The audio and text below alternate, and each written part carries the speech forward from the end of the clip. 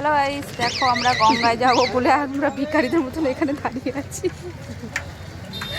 তো যে নিয়ে যাবে গঙ্গায় সে ওদিকে গেছে গাড়ি নিয়ে, ঠিক আছে। আর আমরা এখানে দেখো কোথায় আছি,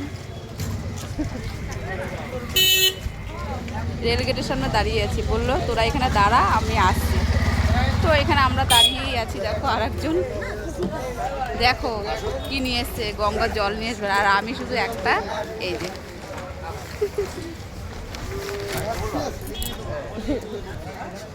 নিতে পারবি চাষের সময়। গঙ্গায় যাচ্ছে তার প্রমাণ। বলছে গঙ্গা যাচ্ছে শুধু তার প্রমাণ। তো যাই হোক, আমি শুধু একটা জামা নিয়ে এসেছি আর একটা 1 লিটারের বোতল নিয়ে এসেছি।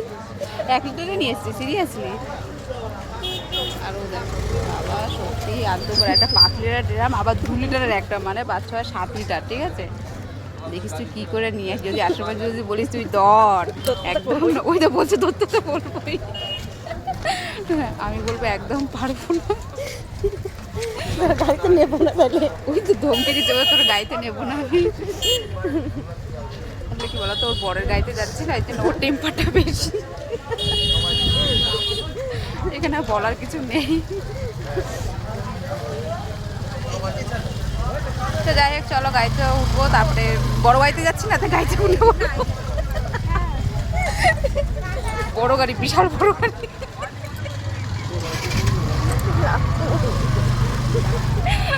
চেকে যাচ্ছি অবশ্যই, তোদেরকে জানাবো। আপাতত টাটা, ট্রেনে উঠেনি তারপরে বলছি। বাইকে যাবি, বাইকে যাবে না 4 চাকায় যাবে না ট্রেনে যাবে গঙ্গায়, কমেন্টে বলে দিও। ওই হেলিকপ্টারটা এখানে নামবে। আবার হেলিকপ্টার, এবার বল ইয়ে ওই যে জাহাজ।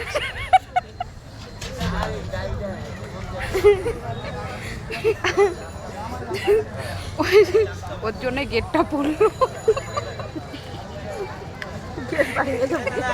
হেলিকপ্টার নাম ওর জন্য গেট পড়লো।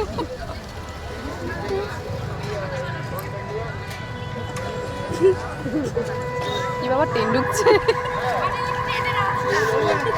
ও হেলিকপ্টার আওয়াজটা ট্রেনের মতো।